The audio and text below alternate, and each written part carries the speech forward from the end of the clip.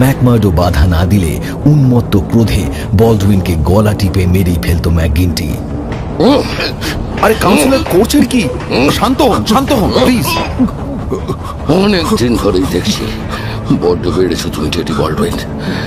ফোর্টে আমাকে হারিয়ে body master হওয়ার স্বাদ হয়েছে, তাই না? লজ বিচার করবে কে কি হবে, কিন্তু আমি যতদিন চিফ থাকবো ততদিন আমার মুখের ওপর কথা বলতে, আমার বিচার নিয়ে কোনো বাজে কথা বলতে কাউকে দেব না। আপনার বিরুদ্ধে আমার কিছু বলার নেই বাস। মুহূর্তের মধ্যে আবার সেই রুক্ষ কিন্তু সরল আমোদে মেজাজে ফিরে এলো ম্যাকগিন্টি। তাক থেকে এক বোতল শ্যাম্পেন নামিয়ে ছিপি খুলল, 3টে উঁচু গ্লাসে ঢালতে ঢালতে বলল, তাহলে তো মিটেই গেল। আগের মতোই ফের বন্ধু হয়ে গেলাম সবাই। এসো সবাই ঝগড়া মিটিয়ে নেওয়ার মদ্যপান করা যাক। জানোই তো লজের নিয়ম, এরপর আর কারো রক্তে বিষ থাকার কথা নয়। এসো, বাঁ হাত রাখো আমার কণ্ঠায়। টেডি বলডউইন, আর রাগ কেন? আকাশ বড় মেঘলা, কিন্তু আকাশ তো এবার ঝলমলে হবে, জন্মের মতো। আমিও শপথ নিলাম সেই মতো। মদ্যপান করল 3জনে। একই অনুষ্ঠানের মধ্যে দিয়ে যেতে হলো বলডউইন আর ম্যাকমার্ডোকেও। 2 হাত ঘষে ম্যাকগিন্টি সল্লাসে বলল, চিয়ার্স। কালো রক্ত খতম হয়ে গেল এখানে। ব্রাদার ম্যাকমার্ডো, আজ থেকে তুমি লজের নিয়মানুবর্তিতার অধীন হলে। যদি অন্যথা হয়, ব্রাদার বলডউইন জানে কঠোর হাতে হবে তার শাস্তি। বিশ্বাস রাখুন আমার উপর। আমি যেমন হঠাৎ ঝগড়া করি তেমন হঠাৎ মিটিয়েও নি, মনেও রাখি না। লোকে বলে আমার রক্তটা আইরিশ রক্তের জন্যই এমনটা হয়। জানবেন, আমার মনে আর রাগ নেই, ভেতর পরিষ্কার হয়ে গেল। হাত বাড়িয়ে ধরেছে ম্যাকমার্ডো। ভয়ানক বসের কুচুটে চোখও নিবদ্ধ বলডউইনের উপর। কাজেই হাতে হাত মেলাতে হলো তাকেও। কিন্তু অন্ধকার মুখ দেখেই স্পষ্ট বোঝা গেল ম্যাকমার্ডোর কথায় সে ভেজেনি। সশব্দে দুজনের কাঁধে চাপড় মারল ম্যাকগিন্টি। আরে ছ্যা ছ্যা ছ্যা ছ্যা ছ্যা ছ্যা, যত নষ্টের গোড়া এই মেয়েগুলো। আমারই 2 চালার মাঝখানে ছুটেছে এই মেয়ে, একেই বলে কপাল। কিন্তু ছুরিটাই মেয়েটার ঝামেলা। ও সব কাজ বডি মাস্টারের নয়। ব্রাদার ম্যাকমার্ডো, লজ 341-এর নাম লিখিয়ে নিও। শিকাগোর নিয়মে আমরা চলি না, আমাদের কাজ কারবার একেবারেই আলাদা। আমাদের অধিবেশন বসে শনিবার রাতে। ভার্মেস উপত্যকায় স্বাধীনভাবে ঘোরাফেরার চিরকালের ছাড়পত্র পাবে ওই মিটিংয়ে। এসো কিন্তু। এত সব চাঞ্চল্যকর ঘটনা যে রাতে ঘটল, তারপরেই ম্যাকমার্ডো বৃদ্ধ জেকব শাফটারের বাড়ি ছেড়ে দিয়ে চলে এলো শহরের একদম শেষে বিধবা ম্যাকনামারার বাড়িতে। এর কিছুদিন পরেই ট্রেনের বন্ধু স্ক্যানলন চলে এলো ভার্মিসায়, উঠল সেই আস্তানাতেই। একসাথেই রইল দুজনে। আর কোনো বোর্ডার ছিল না সেখানে। ম্যাকনামারা নিজেও খুব উদার প্রকৃতির বৃদ্ধা। আইরিশ মহিলারা যেমন হয় তেমনই, ওদের ব্যাপারে নাক গলায় না কখনোই। প্রথম মোলাকাতের পর থেকে প্রায় প্রতি সন্ধ্যাতেই ম্যাকগিন্টির সেলুনে গিয়ে বয়েদের সঙ্গে আলাপ জমাত ম্যাকমার্ডো। উপত্যকার উপদ্রব, বিপজ্জনক এই দুর্বৃত্তদের মজা করে বয় নামেই ডাকার রেওয়াজ ছিল লজের শ্যাঙারদের মধ্যে। একদিন রাতের ঘটনা। সেলুনে তিল ধারণের জায়গা নেই। হঠাৎ খুলে গেল দরজা। গটমট করে ভেতরে এলো নীল রঙের ইউনিফর্ম পরা একটি লোক, মাথায় কোল অ্যান্ড আয়রন পুলিশের টুপি। রেলওয়েজ আর কলিয়ারি মালিকরা অর্ডিনারি সিভিল পুলিশের সাহায্যের জন্য এই মাইন পুলিশদের তৈরি করেছিল, কিন্তু তারা এদের সামনে অসহায়। কাউন্টারে এসে পুলিশ অফিসার বলল, কনকনে রাত, দেখি একটা সোডা ছাড়া হুইস্কি। কাউন্সিলর, আগেই দেখা সাক্ষাৎ হয়েছে বলে তো মনে পড়ছে না। আপনি নিশ্চয়ই নতুন ক্যাপ্টেন? হ্যাঁ, ঠিক ধরেছেন কাউন্সিলর। শহরের আইন রক্ষায় আপনার সাহায্য চাই, শীর্ষস্থানীয় নাগরিকদের সহযোগিতাও চাই। বাই দ্য ওয়ে, আমার নাম ক্যাপ্টেন মার্ভিন। ক্যাপ্টেন, আপনি না এলেই বরং ভালোভাবে শান্তি রক্ষা করতে পারতাম। শহরের পুলিশ তো আছেই, আমাদেরই পুলিশ। বাইরে থেকে আমদানি করা পুলিশের দরকার দেখি না। আপনি তো এসেছেন ধনীদের ভাড়াটে যন্ত্র হিসেবে। গরিব নাগরিকদের হয় পিটিয়ে নয় গুলি করে বাহবা কিনবেন বলে। হ্যাঁ, তা বেশ বেশ বেশ, এসব নিয়ে আর তর্কের মধ্যে যেতে চাই না। আমরা তো চাই চোখে যা দেখবো কর্তব্য করব সেইভাবে, কিন্তু চোখের দেখাটাই যে সবার সমান হয় না। গ্লাস খালি করে যাবার জন্য ফিরেছে অফিসার। এমন সময় চোখ পড়ল জ্যাক ম্যাকমার্ডোর ওপর। ঠিক পাশেই ভুরু কুঁচকে দাঁড়িয়েছিল সে। আরে এই তো, অনেক দিনে চেনা বেরিয়ে গেল। জীবনে আপনার বন্ধু ছিলাম না, ছুঁচো টিকটিকিদের সঙ্গে আবার বন্ধুত্ব কিসের? চেনা মানেই যে বন্ধু হবে কে বলছে? তুমি শিকাগোর জ্যাক ম্যাকমার্ডো, অস্বীকার করতে পারো? অস্বীকার করতে যাব কোন দুঃখে? নিজের নাম বলতে লজ্জায় মরে যাব ভেবেছেন নাকি? কারণ আছে হে, জব্বর কারণ আছে। মানে কি বলতে চান আপনি? জ্যাক, ওসব গলাবাজিতে আমি ধসকাই না। কয়লার গাদায় আসার অনেক আগে শিকাগোয় অফিসার ছিলাম অনেক দিন। শিকাগোর বদমাশকে দেখেই চেনবার ক্ষমতা আমার আছে। আপনি কি শিকাগো সেন্ট্রালের মার্ভিন? আগে তোমার সেবায় আবার এসেছে সেই টেডি মার্ভিন। জোনাস পিন্টোকে গুলি করে মারার ঘটনা কিন্তু আমরা এখনো ভুলিনি। কিন্তু আমি তো গুলি করিনি। করনি? হ্যাঁ, নিরপেক্ষ সাক্ষীর জবানি হিসেবে মন্দ বলনি অবশ্য। জোনাস পিন্টো মরে কিন্তু তোমার সুবিধেই করে দিয়েছে, নইলে জাল টাকা বাজারে ছাড়ার দায়ে ধরা পড়তে। যাকে যা হয়ে গেছে তা নিয়ে আর কথা বাড়াতে চাই না। তাছাড়া শুধু তোমাকেই একটা ব্যাপার জানিয়ে রাখি, যদিও জানানোটা আমার সরকারি দায়িত্বের মধ্যে পড়ছে না। তোমাকে ফাঁসানোর মতো অকাট্য কেস খাড়া করা যায়নি, কাজেই শিকাগোয় ফিরে যাওয়ার রাস্তা তোমার খোলা। চাইলে কালকেই চলে যেতে পারো। আমি এখানেই বেশ আছি। এ কি, এমন একটা খবর দিলাম, আচ্ছা অসভ্য লোক তো তুমি, ধন্যবাদটুকুও দিলে না। খবরটা আশা করি আমার ভালোর জন্যই দিয়েছেন, সেক্ষেত্রে ধন্যবাদ রইল। শোনো হে, মুখে চাবি দিয়ে থাকবো যতদিন সুবোধ হয়ে থাকবে, কিন্তু বেচাল দেখলেই বিপদে পড়বে বলে দিলাম। Good night. Good night councillor. বেরিয়ে গেল ক্যাপ্টেন মার্ভিন। যাওয়ার আগে কিন্তু সৃষ্টি করে গেল একজন স্থানীয় নায়ককে। সুদূর শিকাগোয় ম্যাকমার্ডোর কীর্তি কাহিনী নিয়ে ফিসফাস হয়েছে এর আগে। বিশেষ কোনো সম্প্রদায়ের গণ্ডিতে সে আবদ্ধ রইল না সেই দিন থেকে। শনিবার রাতে লজের সদস্যদের সঙ্গে পরিচয় করিয়ে দেওয়া হলো ম্যাকমার্ডোর। প্রত্যেক প্রার্থীকেই যেতে হয় এই সব অনুষ্ঠানের মধ্যে দিয়ে। ইউনিয়ন হাউসে একটা বড় ঘর সংরক্ষিত আছে এই সব কাজের জন্য। সদস্যরা জমায়েত হয় সেই ঘরে। টেবিলের মাথায় বসেছে ম্যাকগিন্টি, পাশে আর একটা টেবিল ভর্তি শুধু বোতল আর গ্লাস। কিছু সদস্য এর মধ্যেই সেদিকে তাকাতে শুরু করেছে। ম্যাকমার্ডোকে হুঁশিয়ার করে দেওয়া হয়েছিল অগ্নি পরীক্ষার মধ্যে দিয়ে যেতে হবে তাকেও, কিন্তু পরীক্ষাটা কি ধরনের হবে তা কেউ বলতে পারে না। ভাবগম্ভীর দুজন ব্রাদার ওকে নিয়ে গেল বাইরের একটা ঘরে। কাঠের তক্তার পার্টিশনের মধ্যে দিয়ে কানে একবার নিজের নামও শুনতে পেল ম্যাকমার্ডো। অধিবেশন কক্ষে জমায়েত বহু কণ্ঠের গুঞ্জনধ্বনি। বুঝল আলোচনা হচ্ছে নতুন প্রার্থীকে নিয়ে। তারপরে ঢুকলো একজন ব্রাদার। বডি মাস্টার হুকুম দিয়েছেন, এদের দড়ি বেঁধে চোখ বেঁধে মাথা ঢেকে ভেতর নিয়ে যেতে হবে। তিনজন মিলে তৎক্ষণাৎ খুলে ফেলল ম্যাকমার্ডোর কোট, গুটিয়ে দিল জামার আস্তিন। সব শেষে একটা দড়ি কনুইয়ের ওপর দিয়ে গলিয়ে বাঁধল ইঁটে।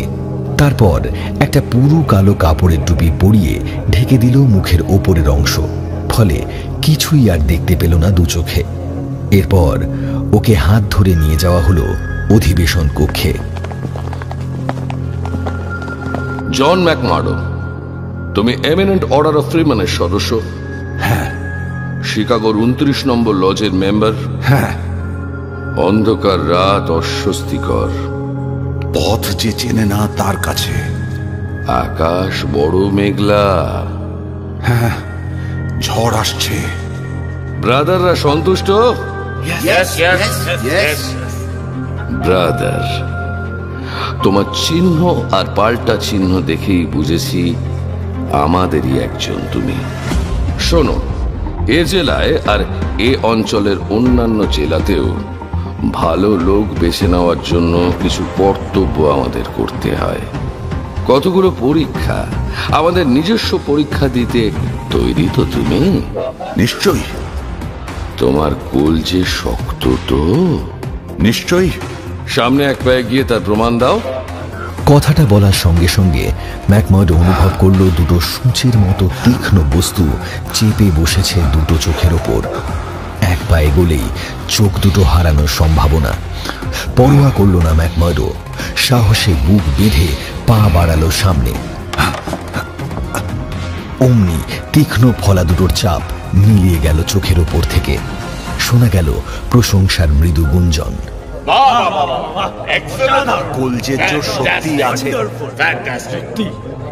যন্ত্রণা সহ্য করতে পারো? সবাই যা পারে আমিও তাই পারি। দেখি পারো কিনা। কি কষ্টে যে আর্ত চিৎকারটাকে চেপে রাখতে হয়েছিল ম্যাকমার্ডোকে তা শুধু সেই জানে। আচম্বিতে একটা স্নায়ু অসাড় করা অকথ্য যন্ত্রণা বাহু ভেদ করে প্রবেশ করল শিরা উপশিরায়। যন্ত্রণাটা অকস্মাৎ, তাই জ্ঞান হারাতে হারাতেও অসীম মনোবলে সামলে নিল নিজেকে। দাঁত দিয়ে ঠোঁট কামড়ে দুই হাত মুঠি পাকিয়ে অবর্ণনীয় সেই যন্ত্রণাকে গোপন করল অসামান্য ক্ষমতা বলে।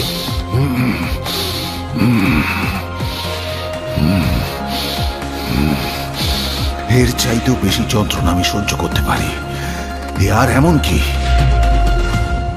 এবার আর মৃদু প্রশংসা নয়, জোরালো করতালিতে ঘর যেন চৌচির হয়ে ফেটে উড়ে গেল। এ লজে আজ পর্যন্ত কারো প্রথম আবির্ভাব এর চাইতে চমকপ্রদ হয়নি। পিঠ চাপড়ে স্বাগত জানানো হলো ম্যাকমার্ডোকে। এক টানে মাথা থেকে খুলে নেওয়া হলো কালো আচ্ছাদন। স্মিত মুখে অভিনন্দন মুখর ব্রাদারদের মাঝে দাঁড়িয়ে রইল দুর্দান্ত ম্যাকমার্ডো। ঘন ঘন চোখের পাতা পড়তে লাগলো কেবল হঠাৎ আলোয় চোখ ধাঁধিয়ে যাওয়ার জন্যে। ব্রাদার ম্যাকমার্ডো, সবশেষে আর একটা কথা। আনুগত্য আর গোপনতার শপথ তুমি এর আগেই নিয়েছ, জানো নিশ্চয়ই। এ শপথ ভাঙলে শাস্তি একটাই, মুহূর্তের মধ্যে নিশ্চিন্ত মৃত্যু। হ্যাঁ জানি। যে কোনো পরিস্থিতিতে বডি মাস্টারের শাসন মাথা পেতে নেবে? হ্যাঁ নেব।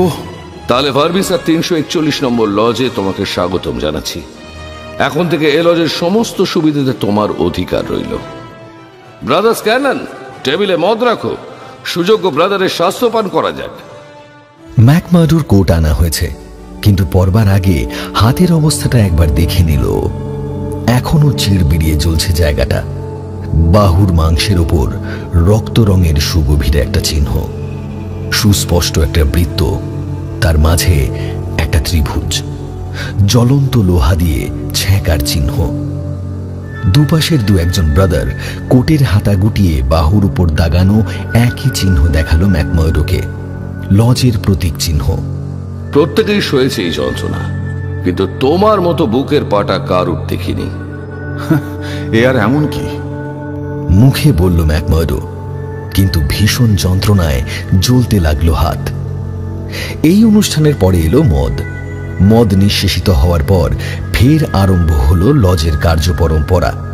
শিকাগোর লজের মিটিং শুনে অভ্যস্ত ম্যাকমার্ডো অবাক বিস্ময়ে কান খাড়া করে শুনে গেল পরবর্তী অনুষ্ঠান। আজকের আলোচনা সূচির প্রথমেই রয়েছে একটা চিঠি, লিখেছে মার্টন কাউন্টির 249 নম্বর লজের ডিভিশন মাস্টার উইন্ডল।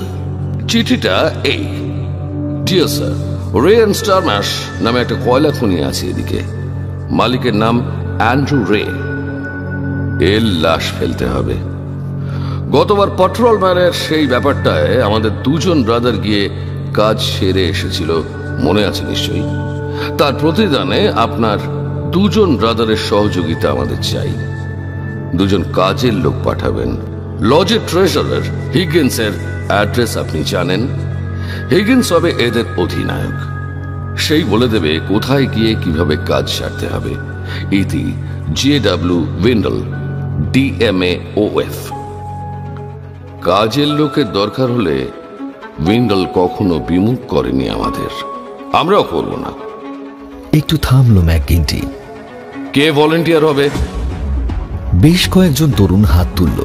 দেখে অনুমোদন সূচক হাসি হাসল বডি মাস্টার। টাইগার কর্ম্যাক, তুমি হলেই চলবে। গতবারের মতো এবারেও যদি পাকা হাতের খেল দেখাও তাহলেই জানবে ভুলচুক হবে না। উইলসন, তুমিও যাবে। আমার তো পিস্তল নেই। এটা তোমার প্রথম কাজ, তাই না? সত্যি তোমার একবার রক্ত স্নান দরকার। এই কাজ দিয়ে শুরু করো, পিস্তল নিয়ে ভেবো না। ঠিক সময় পেয়ে যাবে। সোমবার চলে যাও ওখানে, তারপরেও সময় থাকবে হাতে। ফিরে এলে বিরাট অভ্যর্থনার ব্যবস্থা হবে। পুরস্কার মিলবে এবার? গাঁটটা গোট্টা পাশবিক চেহারার কালচে মুখ এই তরুণের টাইগার নামকরণ হয়েছে অমানসিক হিংস্রতার জন্যে। পুরস্কার নিয়ে মাথা ঘামিও না, কাজের খাতিরে কাজ করে যাও। কাজ শেষ হলে হয়তো দেখবে বাক্সের তলায় কিছু ডলার জমা পড়েছে। লোকটার অপরাধ? কার কি অপরাধ তা জিজ্ঞেস করার দরকার তো তোমার নেই। বিচার হয়েছে সেখানে, সাজার ব্যবস্থা করেছে ওখানকার লজ। আমাদের কাজ ওদের জল্লাদগিরি করা, যেমনটা ওরা আমাদের হয়ে করে দিয়ে যায়। মার্টিন লজ থেকে সামনের সপ্তাহে তো দুজন আসছে এদিকে কিছু কাজ সারতে। তারা কারা? সেটা জিজ্ঞেস না করাই বুদ্ধিমানের লক্ষণ। তুমি যদি কিছু না জানো বলতেও পারবে না, আর বিপদেও পড়বে না। তবে যারা আসছে তারা ওস্তাদ লোক, কাজ করে পরিষ্কার। সময়ও হয়েছে ওদের আসবার। এ তল্লাটের অনেকেই আজকাল নাগালের বাইরে চলে যাচ্ছে। এই তো গত সপ্তাহে আমাদের 3 জন লোককে গলা ধাক্কা দিয়েছে ফোরম্যান ব্রেকার। অনেক দিন ধরেই বড্ড বেড়েছে লোকটা। এবার ওকে ফুল ডোজ দেব। কিসের ফুল ডোজ? বাকশট কার্তুজের। আমাদের কাজ কারবার তো ওরকমই ব্রাদার। এই সবই তো ভালো লাগে আমার। সাহস যার আছে এ জায়গা তার উপযুক্ত। আশেপাশে যারা বসেছিল কথাটা শুনে তারা হাততালি দিয়ে উঠল। কি হলো? নতুন ব্রাদার বলছে আমাদের ব্যাপার স্যাপার তার মনের মতো। লজকে সাহায্য করার সুযোগ পেলে ভরতে যাব। লোকের দরকার হলে আমাকে নিন। দারুণ হাততালি আরম্ভ হয়ে গেল এই কথায়। বোঝা গেল দিগন্ত পারে উঁকি দিচ্ছে নতুন এক সূর্য। এইভাবে এগিয়ে আসাটা যেন একটু বেশি দ্রুত হয়ে যাচ্ছে বলে মনে হলো কয়েকজন বয়স্কর কাছে, যেমন সেক্রেটারি হ্যারোওয়ে। মুখখানা শকুনের মতো, দাড়ির রং ধূসর। সেটা দেখে ম্যাকগিন্টি বলল, আমি বলবো লজ যতক্ষণ না কাজ দিচ্ছে ততক্ষণ যেন ব্রাদার ম্যাকমার্ডো অপেক্ষা করে। আমিও তাই বলতে চাই। যখনই বলবেন বেরিয়ে পড়ব। তোমার পালা যথা সময় আসবে ব্রাদার। কাজে তোমার ইচ্ছে আছে, এটা যখন লক্ষ্য করেছি তখন কাজ দিলে নিশ্চয়ই তা শেষ করতেও পারবে নিখুঁতভাবে। আজ রাতেই একটা ছোট্ট কাজ আছে, ইচ্ছা করলে যেতে পারো। কাজের মতো কাজের জন্য অপেক্ষা করতে আমি প্রস্তুত। তাহলে আজ রাতে তুমি আসতে পারো।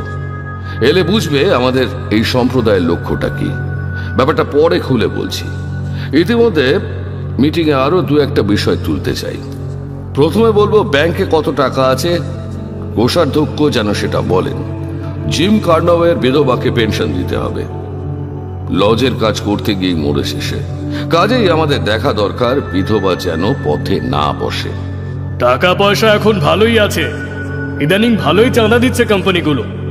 ম্যাক্স লিন্ডার অ্যান্ড কোম্পানি একাই দিয়েছে 500। ওয়াকার ব্রাদার্স 100 পাঠিয়েছিল, কিন্তু আমি তা ফেরত পাঠিয়েছি। 500 চেয়েছি। ঝুঁকিটা আমার। বুধবারের মধ্যে জবাব না পেলে winding gear out of order হয়ে যাবে। গত বছর ওদের ব্রেকার পুড়িয়ে দিয়েছিলাম বলেই সুমতি হয়েছিল। ওয়েস্ট সেকশন কোলিং কোম্পানি বার্ষিক চাঁদা পাঠিয়ে দিয়েছে। যে কোনো দায় দায়িত্ব মিটিয়ে দেওয়ার মতো টাকা এখন আমাদের হাতে আছে। আর্চি সুইন্টনের খবর কি? কারবার বেচে দিয়ে তল্লাট ছেড়ে পালিয়েছে।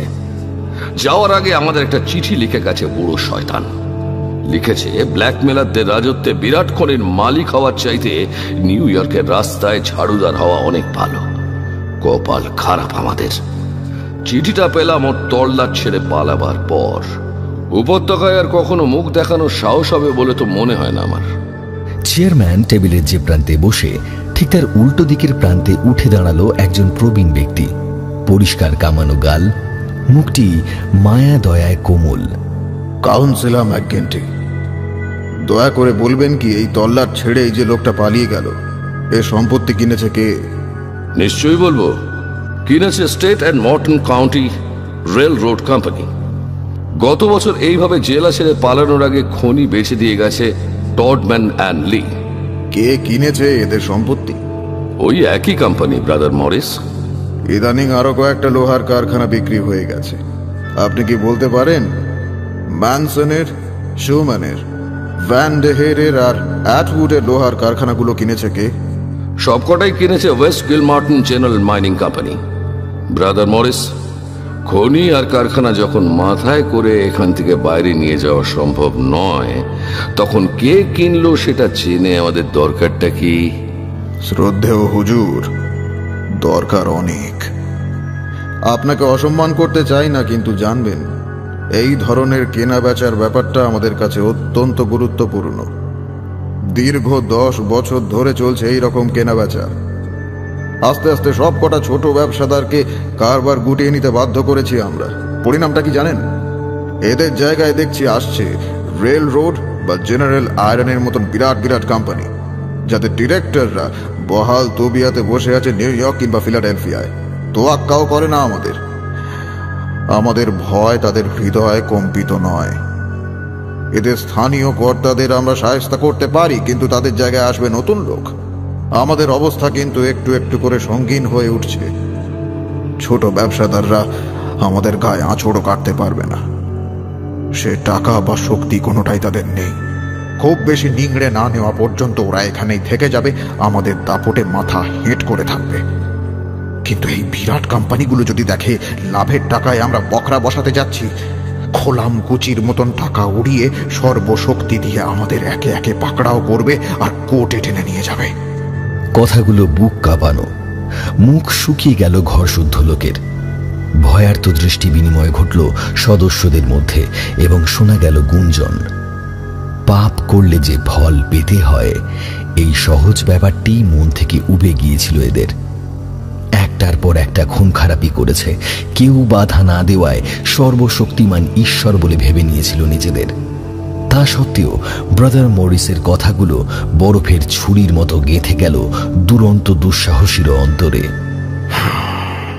দেখুন, আমার উপদেশ যদি নেন তবে বলবো, ছোটখাটো ব্যবসাদারদের উপরে আমরা যেন একটু কম চাপই দিই।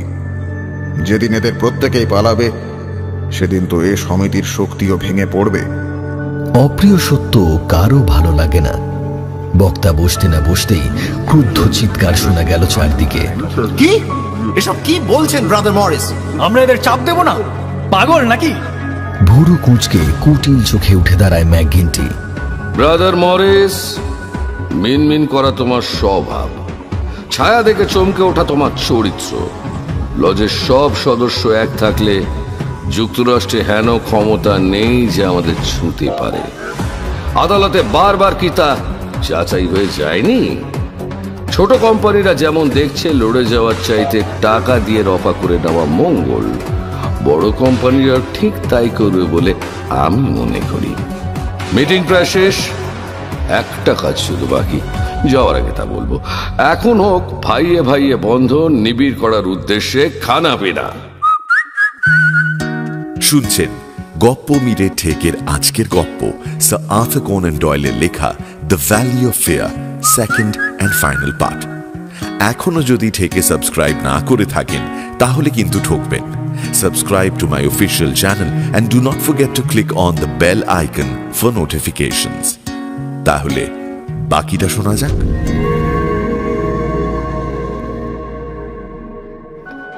মানুষের প্রকৃতি সত্যি বড় অদ্ভুত। খুন জিনিসটা এদের প্রত্যেকের কাছে একটা অত্যন্ত সহজ ব্যাপার।